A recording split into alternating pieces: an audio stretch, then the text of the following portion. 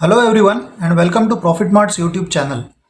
Friends, आज हम एक बहुत इंपॉर्टेंट कैंडलस्टिक पैटर्न के बारे में बात करेंगे, जो कि एक दो कैंडल से बनने वाला पैटर्न है और काफ़ी एग्रेसिवली उसको ट्रेडर्स यूज़ करते हैं। जिनको कैंडलस्टिक की अच्छी जानकारी है उनको पता है कि किस तरह से इसका इम्प्लीमेंटेशन होता है या किस तरह से इसको हम यूज़ कर सकते हैं ट्रेडिंग पॉइंट ऑफ व्यू से भी और इन्वेस्टमेंट पॉइंट ऑफ व्यू से भी। तो आज हम इसी पैटर्न के बारे में थोड़ी सी जानकारी लेंगे। लेकिन इससे पहले कि मैं आपको उस पैटर्न के बारे में बताना शुरू करूं, मैं थोड़ा सा आपको कैंडलस्टिक के फॉर्मेशन के बारे में थोड़ा सा एक बेसिक जानकारी मैं आपको देना चाहूँगा, ताकि जिनको कैंडलस्टिक के बारे में ज़्यादा पता नहीं है उनको भी समझने में थोड़ी आसानी हो। तो कैंडलस्टिक बेसिकली, जैसा कि आप अभी स्क्रीन पे देख रहे हैं, कि ये एक कैंडल होता है और वो उस पर्टिकुलर टाइम पीरियड को रिप्रेजेंट करता है जिस टाइम पीरियड को आपने चार्ट पे सिलेक्ट किया है। तो हो सकता है वो डेली चार्ट हो, वीकली चार्ट हो, या 60 मिनट का चार्ट हो, या 30 मिनट का चार्ट हो। तो जब हम डेली या वीकली या मंथली या 60 मिनट का चार्ट कहते हैं, तो we are referring to that particular time frame. Basically जब मैं डेली चार्ट कहता हूँ तो हर एक कैंडल जो होता है वो एक पर्टिकुलर ट्रेडिंग डे को रिप्रेजेंट करता है। उस दिन की पूरी एक्टिविटी उस पर्टिकुलर कैंडल में हमको एक सम अप फॉर्म में देखने को मिलती है। तो that is why this time frames are very important. तो इस तरह से हम कैंडलस्टिक का एक बेसिक फॉर्मेशन, जैसा आप स्क्रीन पे देख रहे हो, बनता है। तो जैसा कि आप ये रेड कैंडल देख रहे हैं, जो कि इसमें चार एस्पेक्ट बेसिकली है। एक ये पॉइंट है, एक ये पॉइंट है, this point and this point. तो ये पॉइंट बेसिकली क्या होता है, ये वो प्राइस होता है जिस प्राइस पे उस पर्टिकुलर कैंडल का ओपनिंग रेट जिस प्राइस पे था, तो वो ओपनिंग प्राइस को रिप्रेजेंट करता है। ये बेसिकली ये जो आप देख रहे हैं यहाँ पे, उसके नीचे वाला ये जो है, this represents basically a closing price of that particular candle. और जहाँ पे कलर का सवाल आएगा, तो आप सोच रहे होंगे कि एक कैंडल रेड क्यों है और एक ग्रीन क्यों है। तो बेसिकली अगर ओपनिंग प्राइस के नीचे अगर क्लोजिंग का प्राइस आता है, तो फिर उस कैंडल का कलर रेड, या कुछ कुछ सॉफ्टवेयर्स में उसको ब्लैक भी किया जाता है। तो उस तरह से उसका कलर कोडिंग होता है। और अगर ओपनिंग प्राइस, जैसा आप देख रहे हैं कि इस कैंडल का ओपनिंग प्राइस यहाँ पे हुआ था और उसका क्लोजिंग यहाँ पे हुआ था, तो ऑब्वियसली क्लोजिंग जो था वो ओपनिंग प्राइस के ऊपर था। तो दैट इज़ द रीज़न कि ये ग्रीन कलर का कैंडल है, या कुछ सॉफ्टवेयर्स में इसको वाइट कलर में भी रिप्रेजेंट किया जाता है। तो उस तरह से उसका एक फॉर्मेशन होता है। और ये जो विक्स आप देख रहे हैं ऊपर, ये बेसिकली टॉप्स होते हैं उस पर्टिकुलर कैंडल का। ये जो हाईएस्ट प्राइस था वो उसको रिप्रेजेंट करता है, और ये जो है उसका लो प्राइस है जो उस पर्टिकुलर कैंडल के लोएस्ट प्राइस को रिप्रेजेंट करता है। तो मान लीजिए अगर ये किसी दिन का डेली चार्ट का एक कैंडल है, तो ये किसी पर्टिकुलर डे को ये कैंडल रिप्रेजेंट कर रहा है। तो ये पर्टिकुलर उस डे का हाई बनेगा, ये उस डे का लो बनेगा ऑन द लोअर साइड, ये उसका ओपनिंग प्राइस होगा और ये क्लोजिंग प्राइस होगा। तो नेट एक शॉर्ट में हमको एक चीज़ उसमें, just by looking at the candle, हमको एक चीज़ समझ में बिल्कुल आ जाती है कि इस दिन जो ओपनिंग प्राइस था उससे ये कैंडल नीचे क्लोज हुआ है, और कहीं ना कहीं अंडरटोन थोड़ा सा बेरिश था। इसी को ये कैंडल रिप्रेजेंट करता है because of its red colour. तो फ्रेंड्स, अभी इसमें और एक इम्पॉर्टेंट समझने वाली बात है कि कैंडलस्टिक का जो पूरा जो लॉजिक है, वो ओपन और क्लोज के बीच का जो डिफरेंस होता है उस पे बेस्ड आप कह सकते हैं कि उसकी पूरी मार्केट की या उस पर्टिकुलर इंस्ट्रूमेंट की psychology on that particular day या वीक या आवर हमको रिप्रेजेंट करती है वो कैंडल। तो ये जो ओपन और क्लोज के बीच का जो डिफरेंस है वो बहुत इंपॉर्टेंट हो जाता है। तो चलिए, अब इस बेसिक जानकारी के बाद मैं आपको पैटर्न के बारे में अभी बताता हूं। जैसा मैंने शुरुआत में कहा कि हम बुलिश एनगल्फिंग के बारे में आज समझेंगे। तो फ्रेंड्स, बुलिश एनगल्फिंग इस तरह से दिखता है कि जैसा ये आप देख रहे हैं कि यहाँ पे एक रेड कैंडल है। अभी इसका जब एक रेड कैंडल को उसके अगले दिन या उसके अगले कैंडल में कोई भी अगला कैंडल अगर प्रीवियस कैंडल को पूरी तरह से अगर कवर कर लेता है, आप देख सकते हैं कि ये पूरी की पूरी कैंडल इस कैंडल के अंदर कवर हो चुकी है। तो इसका सीधा सीधा मतलब ये निकलता है कि इस पर्टिकुलर कैंडल में जो बायर्स थे वो वीक थे और सेलर्स जो थे वो बहुत ज़्यादा एग्रेसिव थे, और that is the reason opening से उसका क्लोजिंग प्राइस था वो नीचे था। तो यहाँ पे ये कैंडल शुरू हुआ था और धीरे धीरे धीरे जैसा सेलिंग प्रेशर बढ़ा तो यहाँ आके ये ख़त्म हुआ था। तो ये उस पर्टिकुलर डे को दिखाता है कि सेलर बहुत ज़्यादा हावी थे इस पर्टिकुलर कैंडल में।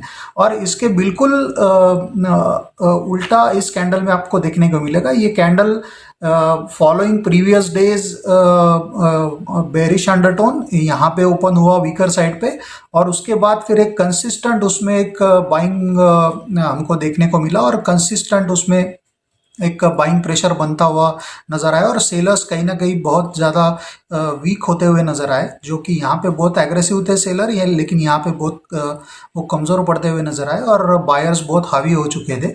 तो दैट रिप्रेजेंट्स की एक बुलिश अंडरटोन इस कैंडल में हमको क्लियरली देखने को मिलता है, कि जो कि एक सीधा सीधा उसका मतलब ये निकलता है कि बाइंग का जो फोर्स है वो सेलिंग प्रेशर से बहुत ज़्यादा है। तो सेलिंग के पूरे प्रेशर को एब्जॉर्ब करके ये बायर्स उसके ऊपर और फिर बाइंग हो रहा है उस पर्टिकुलर इंस्ट्रूमेंट में। तो दैट इज़ द रीज़न ये ग्रीन कलर का इतना बड़ा कैंडल बना है। तो ये रिप्रेजेंट करता है कि बेसिकली जैसे मैंने आपको कहा कि ओपन क्लोज का जो और उसका कलर, ये कॉम्बिनेशन में आप जब देखोगे तो आपको उसका अंडरटोन समझ में आएगा। तो जैसा यहाँ पे रेड कैंडल था और एक छोटी बॉडी थी इस कैंडल की, और यहाँ पे एक ग्रीन कैंडल है और काफ़ी बड़ी ग्रीन कैंडल है। तो वो क्लियरली रिप्रेजेंट करता है कि यहाँ तक जो अंडरटोन चल रहा था बेरिश, वो सडनली चेंज होके एक बुलिश अंडरटोन में कन्वर्ट हो चुका है, और यहाँ से आगे अब जो ट्रेडर्स है या स्पेकुलेटर्स है या इन्वेस्टर्स है वो उसको एक बुलिश पॉइंट ऑफ व्यू से इस पर्टिकुलर स्टॉक को या इंडेक्स को देख रहे हैं। तो इस तरह से उसको रीड किया जाता है बेसिकली। इसके काफ़ी सारे रूल्स है, तो ये मैंने आपको एक बेसिक उसका फॉर्मेशन बताया। अभी जहाँ तक एंट्री और एग्जिट का सवाल आएगा तो मैं कहाँ पे एंटर करूँगा, तो ये जब मुझे ये दो कैंडल पूरे हो जाएंगे तो उसके अगले कैंडल पे मुझे एंट्री करने का मौका मिल सकता है। लेकिन उसको भी आपको अगर और ज़्यादा एक कंफर्म करना हो कि सही में इसका अंडरटोन बदल चुका है या नहीं, तो उसका अगला कैंडल भी आप वेट कीजिए कि इस जो बुलिश कैंडल का जो हाई था उसके ऊपर अगर प्राइस चलना शुरू हो जाए और सस्टेन करना शुरू हो जाए, तो फिर आप कह सकते हैं कि अब इसमें आपको एंटर करने का एक कोई रीज़न होगा। तो वो एक स्ट्रेंथ का इंडिकेशन होगा बेसिकली। तो फिर आप इस जो बुलिश कैंडल का जो बड़ा ग्रीन कैंडल है उसके नीचे आपका स्टॉप लॉस प्लेस करके आप उसमें लॉन्ग इनिशिएट कर सकते हैं। तो इस तरह से उसको हम रीड करते हैं बेसिकली कैंडल स्टिक पैटर्न को।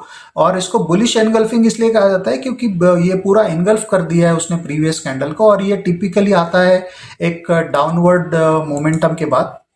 तो ये उसके कुछ बेसिक से रूल्स है कि एक प्रीवियस डाउन स्विंग होना चाहिए, कि स्टॉक अगर नीचे आ रहा है और उसके बाद फिर ये बुलिश एनगल्फिंग का फॉर्मेशन आपको बनता है तो उसका सिग्निफिकेंस बहुत ज़्यादा होगा। हो सकता है इन बिटवीन कहीं अगर स्टॉक मान लीजिए ऊपर की तरफ चल रहा हो तो उस अप स्विंग में भी आपको कहीं ना कहीं किसी किसी जगह पे इस तरह का फॉर्मेशन देखने को मिल सकता है, लेकिन उसका सिग्निफिकेंस उतना नहीं होगा जितना डाउनवर्ड मोमेंटम के बाद ये देखने को मिलता है।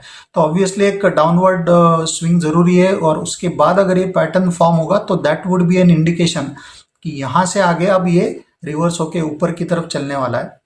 और इसको आप काफ़ी अलग अलग टाइम फ्रेम्स पे बिल्कुल क्लियरली स्पॉट कर सकते हैं। इसकी ये खासियत है कि ये रीड करने के लिए सबसे इजी पैटर्न है। वैसे तो कैंडल स्टिक्स में काफ़ी सारे पैटर्न है, सिंगल कैंडल पैटर्न है, 2 कैंडल, 3 कैंडल, 5 कैंडल, काफ़ी सारे पैटर्न्स है उसमें। तो कंफ्यूजन होने की थोड़ी संभावना होती है जिनको उसका ज़्यादा डीपर नॉलेज नहीं है। लेकिन ये एक ऐसा कैंडल एक पैटर्न है जो एक बिल्कुल 2 कैंडल का पैटर्न है और बहुत सिंपल है रीड करने के लिए। प्रीवियस कैंडल जो है वो पूरा जो बिग ग्रीन कैंडल है उसके अंदर ये कैंडल होता है, तो बेसिकली एक क्लियर एनगल्फिंग हमको देखने को मिलता है। और उसके बाद फिर एक अप मूव हमको डेवलप होता हुआ नज़र आता है टिपिकली इस तरह के रिवर्सल के बाद। तो ये बुलिश रिवर्सल इसलिए कहा जाता है कि अभी तक जो डाउनवर्ड उसमें मोमेंटम चल रहा था या जो अंडरटोन जो एकदम बेरिश हो चुका था वो कहीं ना कहीं चेंज होकर अब बुलिश अंडरटोन की तरफ मूव हो चुका है या बदल चुका है। तो that is why it is called as bullish reversal. तो इस तरह से उसका एक उसको रीड किया जाता है, या उसको नाम जो पड़ा है बुलिश एनगल्फिंग। तो वो बुलिश जो है वो इसी वजह से पड़ा है कि इस कैंडल ने प्रीवियस उसकी जो मंदी स्टॉक में चल रही थी उसको पूरी तरह से इनगल्फ कर लिया है बुल्स ने, और बेयर्स यहाँ पे वीक होते हुए नजर आते हैं, और फिर आगे आपको एक अच्छा ग्रेजुअल अपमूव ऊपर की तरफ देखने को मिलता है। आप इसको अगर चार्ट पे देखोगे तो ये इस तरह से आपको नजर आएगा। जैसा कि मैंने कहा कि इसका प्रीवियस कंडीशन ये होगा कि आपको एक डाउनवर्ड स्विंग होना चाहिए। तो यहाँ पे आप क्लियरली देख सकते हैं कि consistent lower top lower bottoms लग रहे हैं, और ये कंसिस्टेंट एंड एक डाउन स्विंग चल रहा है। और उसके बाद इस पर्टिकुलर जोन में आप देखिए कि ये इस ग्रीन कैंडल रेड कैंडल को इस ग्रीन कैंडल ने, बड़ी सी ग्रीन कैंडल ने बिल्कुल पूरी तरह से कवर कर लिया, और यहाँ से हमको एक ग्रेजुअल अपमूव देखने को मिलता है। जैसे मैंने कहा कि इस कैंडल के नीचे आपका स्टॉप लॉस होगा, और उसके बाद इस कैंडल का हाई क्रॉस करके जब जब वो स्टॉक उसके ऊपर सस्टेन होना शुरू हो जाए तो वो आपका एंट्री पॉइंट होगा। और प्योरली ऑन दैट बेसिस फिर आप उसमें एक अच्छा पोजीशन बना सकते हैं। तो उस तरह से ये बेसिकली उसको रीड किया जाता है। और आगे आप देख सकते हैं किस तरह से वो अंडरटोन चेंज हो गया और ऊपर की तरफ बढ़ना शुरू हो गया। तो ये उसका एक बहुत इंपॉर्टेंट एस्पेक्ट होता है बुलिश एनगल्फिंग का, कि बाकी without using any other tool आप just by looking at the price formation itself आप उसको रीड कर सकते हैं, या उसको स्पॉट आउट कर सकते हैं, और उसको यूज भी कर सकते हैं इफेक्टिवली। तो ये था बुलिश एनगल्फिंग के जो बेसिक उसका एक कंस्ट्रक्शन कैसे होता है, या उसका यूज़ कैसे किया जाता है, उसके बारे में एक जानकारी छोटी सी आपको आज के वीडियो में मैंने दी। और आगे भी और कई सारे वीडियोस आपको देखने को मिलेंगे जिसमें अलग अलग कैंडलस्टिक के पैटर्न्स भी हम डिस्कस करेंगे। तो आज के वीडियो में इतना ही। मिलते हैं अगले वीडियो में किसी नए कैंडलस्टिक पैटर्न या किसी नए टूल के साथ टेक्निकल एनालिसिस को और अच्छे से समझने के लिए। तब तक के लिए हैप्पी ट्रेडिंग।